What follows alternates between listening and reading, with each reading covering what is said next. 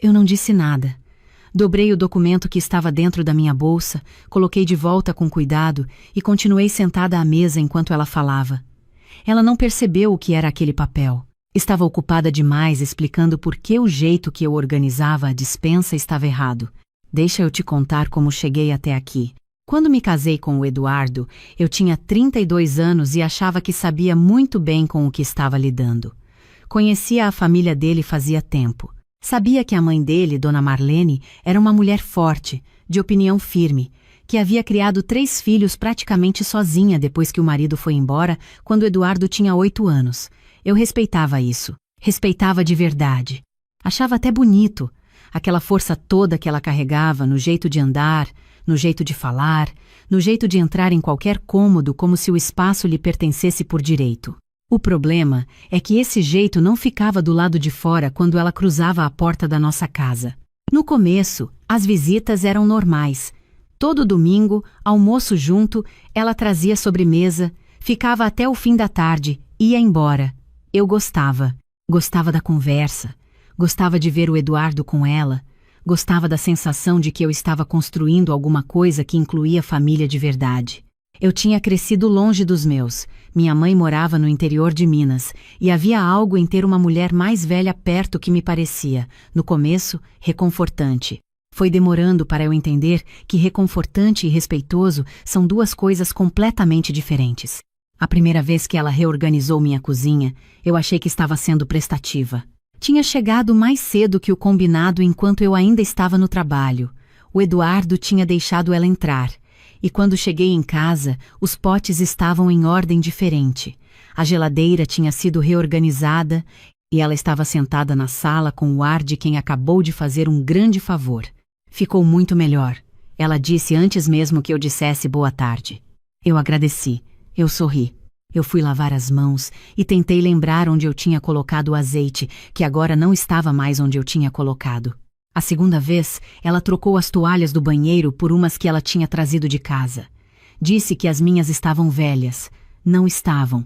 Eram toalhas que eu tinha comprado há menos de 6 meses, da cor que eu tinha escolhido com cuidado porque combinavam com o tapete que eu também tinha escolhido. As dela eram de um bege desbotado, que me lembrava consultório médico. Tentei conversar com o Eduardo. Ele disse que ela não fazia por mal, que era jeito dela, que eu precisava entender que ela era assim com todo mundo. Com todo mundo, eu repeti. É o jeito dela de demonstrar carinho, ele disse. Eu fui dormir pensando se havia alguma forma de carinho que precisasse me apagar para existir. Demorou um tempo para eu parar de tentar convencê-lo de que havia um problema. Não foi uma decisão consciente, foi um cansaço que foi chegando devagar, como o cansaço sempre chega. Você vai tentando, vai sendo ignorada, vai tentando de novo com palavras diferentes, vai sendo ignorada de novo, e em algum momento você para de tentar e começa a observar. Eu comecei a observar. E o que eu via era o seguinte: toda vez que a Dona Marlene entrava na nossa casa, ela trouxe junto uma versão do Eduardo que eu não reconhecia. Ele ficava menor, não no tamanho, no espaço que ocupava. Ficava de acordo, ficava quieto, ficava com aquele sorriso de quem aprendeu desde criança que a paz em casa tem um preço e o preço é a sua própria voz. Eu entendi, com o tempo, que ele não ia mudar isso. Não porque não quisesse, mas porque algumas coisas se enraizam tão fundo que a pessoa nem enxerga mais a raiz. Ele não via um problema porque para ele aquilo era simplesmente a mãe. Simplesmente o jeito dela, simplesmente como as coisas tinham sempre sido. Para mim, que cheguei de fora, eu via, e enquanto eu via, eu trabalhava. Deixa eu te explicar uma coisa sobre mim. Eu trabalho como técnica de segurança do trabalho há 15 anos. Não é uma profissão que as pessoas conhecem muito bem quando você fala o nome, mas é uma profissão que me ensinou algo que poucas coisas ensinam, que a maioria dos acidentes graves não acontece de repente. Eles acontecem depois de uma série de pequenos sinais que todo mundo ignorou porque pareciam pequenos demais para importar. Eu passei 15 anos treinando meu olho para ver esses sinais antes que virassem tragédia. Aprendi a fazer a mesma coisa na minha vida pessoal. Desde que comecei a trabalhar, eu guardava dinheiro. Não muito, não sempre, mas de forma consistente. Tinha um envelope de papel dentro de uma lata de biscoito quando era mais nova. Depois virou uma caderneta, depois uma conta separada que eu não tocava. Minha avó materna tinha um ditado que eu nunca esqueci: dinheiro guardado não é riqueza, é liberdade de escolha. Eu cresci sem entender direito o que ela queria dizer. Cresci entendendo. Quando me casei com o Eduardo, eu continuei fazendo o que sempre havia feito. Separava uma parte do meu salário antes de qualquer outra coisa. Não era uma quantia dramática. Às vezes era pouco, às vezes era mais. O Eduardo sabia que eu tinha uma reserva, como ele chamava. Achava que era para emergência, para viagem, para aquelas coisas vagas que as pessoas imaginam quando falam em reserva financeira. Ele nunca perguntou o valor. Eu nunca ofereci a informação. Com o tempo, aquela reserva foi crescendo. Eu aprendi a investir o que eu tinha. Aprendi sobre tesouro direto primeiro, porque é o mais simples. Depois fui entendendo outras coisas. Não foi rápido, não foi glamuroso. Foi lendo artigo antes de dormir. Foi assistindo vídeo no horário do almoço. Foi fazendo pergunta para uma colega do trabalho que entendia mais do que eu. Foi errando em coisas pequenas para não errar nas grandes. Ninguém sabia disso. Nem minha mãe, nem minha amiga mais próxima, nem o Eduardo. Não era segredo com má intenção. Era o único espaço completamente meu que eu tinha. O único espaço onde ninguém entrava para reorganizar, para opinar, para dizer que estava errado. O ano que as coisas mudaram foi quando a dona Marlene decidiu que ia se mudar para mais perto da gente. Ela morava em Campinas e nós morávamos em Sorocaba. Não era perto, não era longe.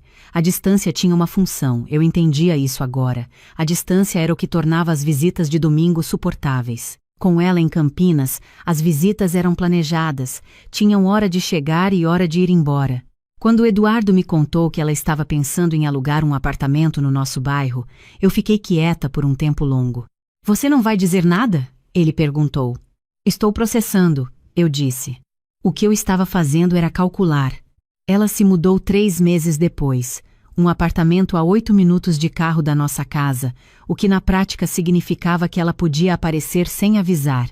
E aparecer sem avisar era exatamente o que ela fez a partir daquele mês. As visitas de domingo viraram visitas de quarta e de domingo, depois de terça também. Ela passava para só tomar um café e ficava 3 horas. Ela ligava para o Eduardo para contar que estava passando perto e perguntava se podia subir. Ele sempre dizia que sim. Eu trabalhava em casa às sextas. Tinha transformado um canto do quarto em um espaço de trabalho pequeno, com minha mesa, minha cadeira boa que eu tinha comprado com meu próprio dinheiro, meus materiais. Era o espaço mais importante que eu tinha naquela casa porque era o espaço onde eu rendia, onde eu me concentrava, onde eu produzia o trabalho que pagava uma parte considerável das nossas contas. Uma sexta de manhã, eu estava no meio de um laudo técnico com prazo no fim do dia quando ouvi a porta da frente abrir. O Eduardo tinha dado uma cópia da chave para ela. Não precisei nem levantar para saber quem era. Ouvi os passos dela pela sala, ouvi a geladeira abrir, ouvi o barulho da chaleira. E então ouvi os passos se aproximando do quarto. Ela abriu a porta sem bater. "Achei que você estava trabalhando", ela disse, olhando para a tela do meu computador.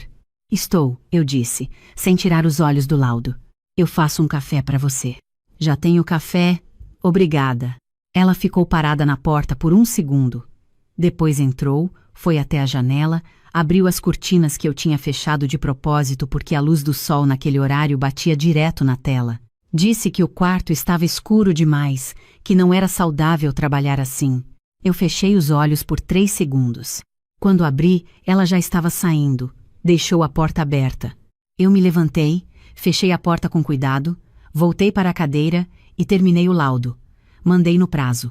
Depois que mandei, fiquei olhando para a tela em branco por uns 5 minutos. Abri uma planilha que eu tinha no computador. Uma planilha que existia havia 2 anos e que eu nunca tinha mostrado para ninguém. Chamei de projeto próprio quando criei, porque era exatamente isso que era. Um projeto para ter algo completamente meu. Atualizei os números do mês. Fazia 2 anos que eu pesquisava imóveis nas horas vagas, não de forma desesperada, de forma metódica. Sabia os preços por bairro, sabia o que eu conseguia com financiamento no meu salário, sabia quais documentos precisaria reunir. Tinha ido a 2 estandes de venda sozinha. Nos fins de semana em que o Eduardo estava com os amigos, dizendo para mim mesma que era só para entender o mercado. Era mais do que isso, e eu sabia. O ponto que não tinha retorno aconteceu numa quinta-feira à noite. A dona Marlene tinha vindo jantar. Eu tinha cozinhado, tinha posto a mesa, tinha ficado sentada ouvindo ela contar para o Eduardo sobre uma conhecida dela que tinha feito uma reforma linda no apartamento, e como a nossa sala poderia ser tão melhor com algumas mudanças simples. Não era a primeira vez que ela falava sobre a nossa decoração, mas dessa vez ela trouxe o celular e foi mostrando fotos que ela tinha salvo. Fotos de salas que ela achava bonitas, fotos de cores de parede. Uma foto de um lustre que ela tinha visto numa loja e achado perfeito para o nosso teto. O Eduardo olhava as fotos e dizia: "É bonito e que interessante, com o tom de quem está concordando por hábito." Eu olhei as fotos também. Sorri quando era esperado que eu sorrisse. E por dentro, enquanto olhava aquelas fotos de salas que não eram a minha sala, mas que ela já estava transformando em projeto, eu entendi uma coisa com uma clareza que às vezes demora a chegar, mas quando chega não sai mais. Eu nunca ia ser a dona daquele espaço enquanto estivesse nele, não porque a casa não fosse legalmente minha também. Era. Mas porque pertencer a um lugar não é uma questão de papel. É uma questão de quem pode entrar sem bater, de quem pode abrir a cortina sem perguntar, de quem pode trazer foto de lustre para o jantar como se a decisão já fosse dela. Naquela noite, depois que ela foi embora e o Eduardo adormeceu, eu fiquei sentada na cozinha com um copo d'água e abri a planilha no celular. Tinha o suficiente para dar entrada em um apartamento de 2 quartos. Com o financiamento calculado no meu salário, a parcela caberia no que eu ganhava com folga. Não era impulsivo. Eu tinha chegado naquele número devagar, ao longo de anos de consistência. O que mudou naquela noite não foi o número. Foi a decisão de parar de usar aquele número só como segurança e começar a usá-lo como saída. Na semana seguinte, liguei para um corretor que eu tinha guardado o contato depois de um estande que tinha visitado. Perguntei se ainda havia unidades disponíveis naquele edifício na Vila Progresso. Havia. Perguntei se eu podia agendar uma visita para o sábado de manhã. Fui sozinha. Disse ao Eduardo que tinha um compromisso de trabalho, o que não era mentira, porque tudo o que eu fazia naquele período era trabalho. O apartamento era no 3º andar. Tinha uma janela na sala que dava para uma praça com árvores altas. A cozinha era separada, com uma bancada de madeira que alguém tinha instalado antes e que eu imediatamente gostei. O 2º quarto era pequeno, mas suficiente para virar um escritório. Um escritório com porta. Uma porta que só abriria quando eu decidisse. Fiz perguntas sobre a documentação. Pedi prazo para pensar. Voltei para o carro e fiquei sentada no estacionamento por um tempo que não soube medir. Não era a decisão de comprar um apartamento que eu estava tomando. Era a decisão de que eu merecia um espaço onde as cortinas ficassem fechadas se eu quisesse que ficassem. Liguei para o corretor na segunda-feira. Disse que queria avançar com o processo. Levou 8 semanas. Documentação, análise de crédito, cartório, assinatura. Cuidei de tudo no horário de almoço. Em ligações rápidas entre uma visita técnica e outra. Em e-mails mandados do estacionamento do cliente antes de entrar. Ninguém sabia. Não era um segredo que eu precisasse guardar com esforço. Era uma coisa minha, que existia no mesmo espaço quieto, onde sempre existiram as coisas mais importantes que eu já construí.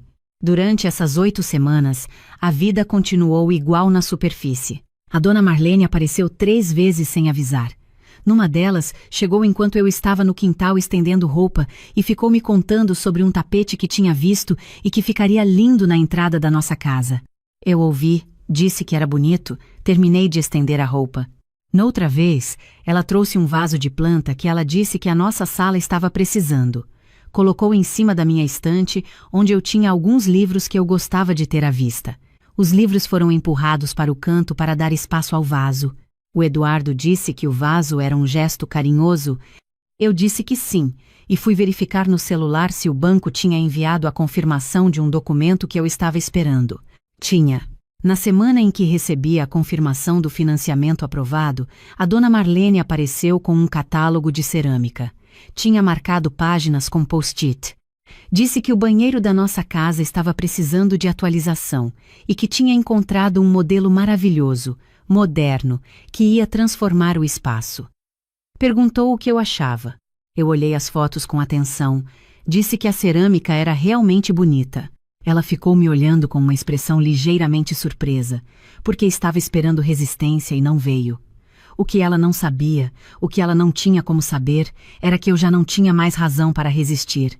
Quando você já sabe que vai embora, você para de brigar pelo espaço que vai deixar. Há uma leveza estranha nisso. Quase cruel, quase gentil.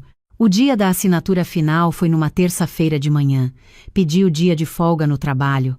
Me arrumei, peguei minha pasta com todos os documentos organizados por ordem, cada papel no lugar certo, cada via numerada. Sou técnica de segurança. Organização não é hábito, é formação. O cartório ficava no centro. O corretor me encontrou lá. Antes de entrar, ele perguntou se eu estava bem, com aquele jeito que as pessoas perguntam quando estão achando que você deveria estar mais animada para uma ocasião que elas consideram festiva. Eu disse que estava ótima. Assinei cada página. Li cada cláusula antes de assinar, o que fez o processo demorar mais do que o normal, e eu não me importei. Quando terminei, o corretor me entregou uma via e disse: "A senhora é a nova proprietária." Proprietária. Eu agradeci, coloquei os documentos na pasta, despedi e fui para o carro. Sentei no banco do motorista com a pasta no colo e fiquei quieta por um tempo. Não chorei, não fiz nenhuma grande coisa. Abri o celular e liguei para minha mãe. Ela atendeu no segundo toque. Eu disse: "Mãe, comprei um apartamento." Ela ficou em silêncio por um tempo que pareceu longo. Então disse, com uma voz que eu nunca tinha ouvido dela antes, suave e séria ao mesmo tempo: "Você foi e fez sozinha." "Fiz", eu disse. Ela respirou fundo. Sua avó teria ficado orgulhosa. Desliguei a ligação e fiquei pensando na minha avó. Uma mulher que tinha trabalhado a vida inteira em casa de família, que tinha guardado dinheiro em lata de biscoito, que tinha me ensinado que liberdade de escolha é o único luxo que importa. Ela morreu sem ter tido um espaço que fosse completamente dela. Eu pensei nisso, e pensei que o que eu tinha feito não era só por mim. Naquele fim de semana, fiz uma lista de tudo que era meu na casa. Percorri cada cômodo com um bloco de notas e fui anotando: minha escrivaninha, minha cadeira de trabalho, minha estante, meus livros, minha cafeteira, que eu tinha ganhado de presente de uma colega, meu liquidificador, os quadros que eu tinha escolhido para a sala quando nos mudamos, e eu sabia que eram meus, porque eu ainda tinha as notas fiscais num envelope na gaveta, meu edredom, minhas almofadas, o espelho do quarto que eu tinha trazido do meu apartamento anterior. Havia mais do que eu pensava.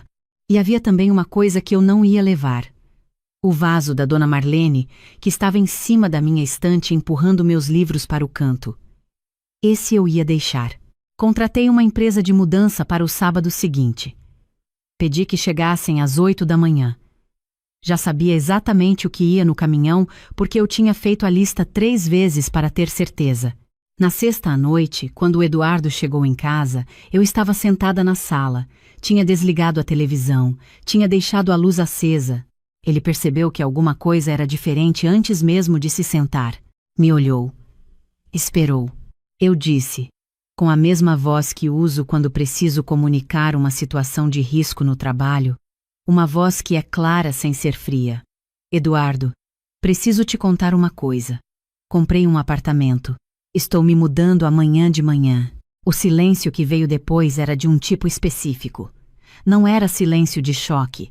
Era silêncio de quem está ouvindo uma coisa que, em algum lugar que ele nunca teve coragem de olhar, já sabia que estava chegando. Ele ficou me olhando por um tempo. Depois perguntou: "Faz quanto tempo você está planejando isso?" Eu disse a verdade, como eu sempre prefiro fazer.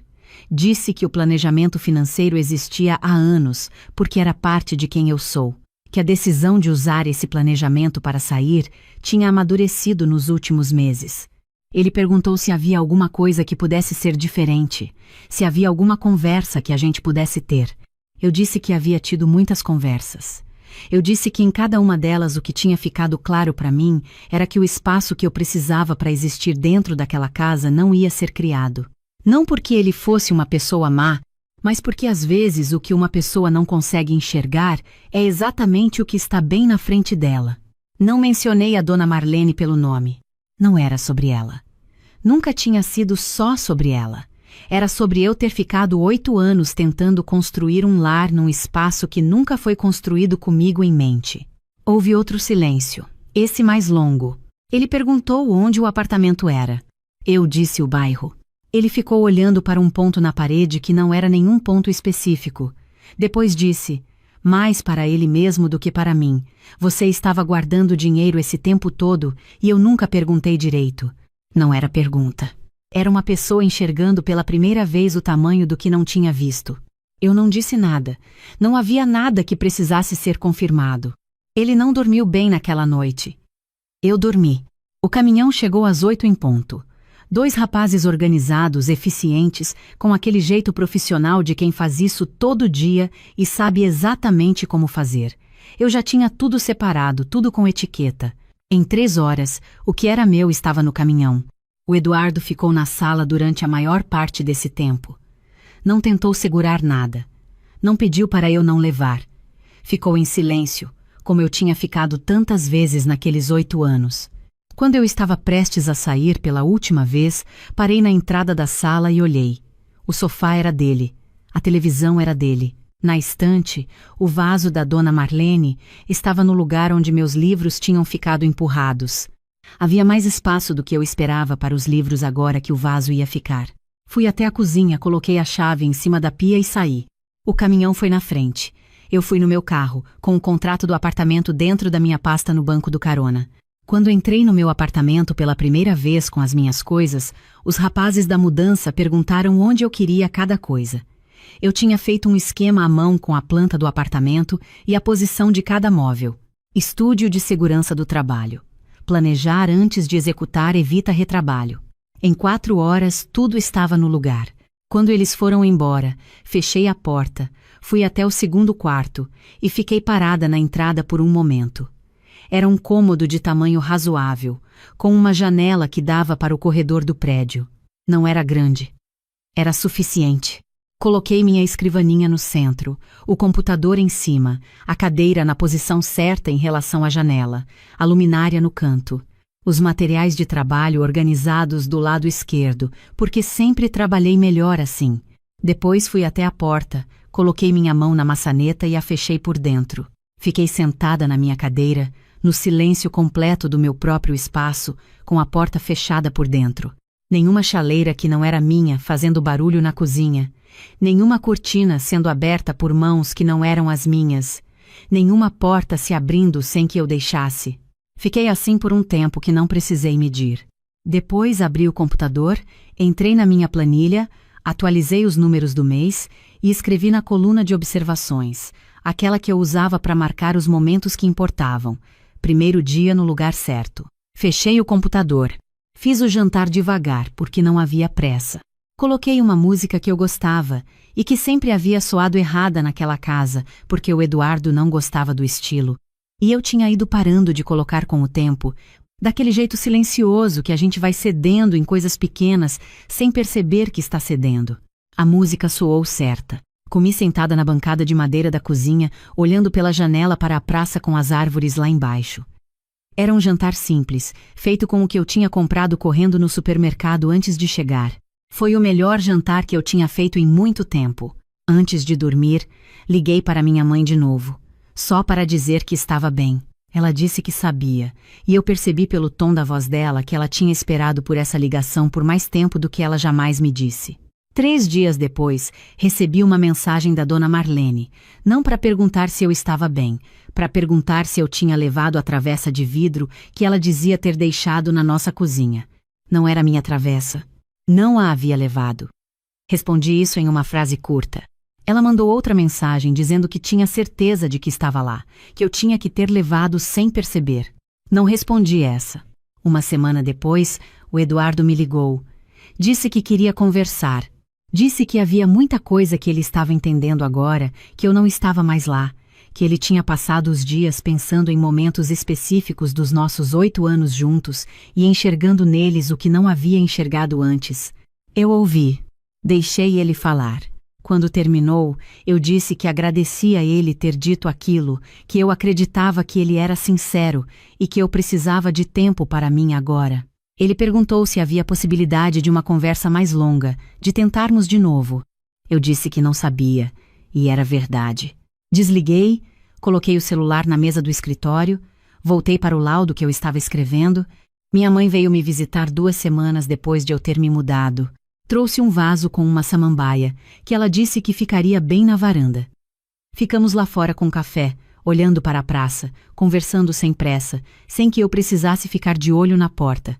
Em algum momento ela me olhou e ficou quieta por um segundo. Depois disse: "Você está diferente." Perguntei o que ela queria dizer. Ela pensou antes de responder: "Você está parecendo você de novo. Aquela você que eu conhecia antes." Eu entendi o que ela quis dizer. Havia alguma coisa no jeito que eu segurava a xícara, no jeito que eu ficava em silêncio sem estar tensa, no jeito que eu olhava para a rua sem esperar que algo ruim acontecesse, que era diferente de como eu tinha estado por muito tempo. Quando ela foi embora, me abraçou na porta e disse baixinho que minha avó teria ficado orgulhosa. Já era a 2ª vez que ela dizia isso. Acho que ela dizia porque precisava dizer, porque havia algo naquele momento que pedia para ser reconhecido em voz alta. Fiquei pensando na minha avó depois que a porta fechou, na lata de biscoito, no ditado sobre liberdade de escolha, em como ela passou a vida inteira construindo coisas para os outros e nunca teve um espaço onde as decisões fossem dela. Pensei que talvez parte do que eu tinha feito não era só por mim. Tem noites que eu sento na varanda depois do trabalho. Fico olhando para a praça, para as árvores que ficam mais bonitas quando está ventando, para as pessoas que passam na calçada de baixo. Não fico pensando em como poderia ter sido diferente. Não fico com raiva.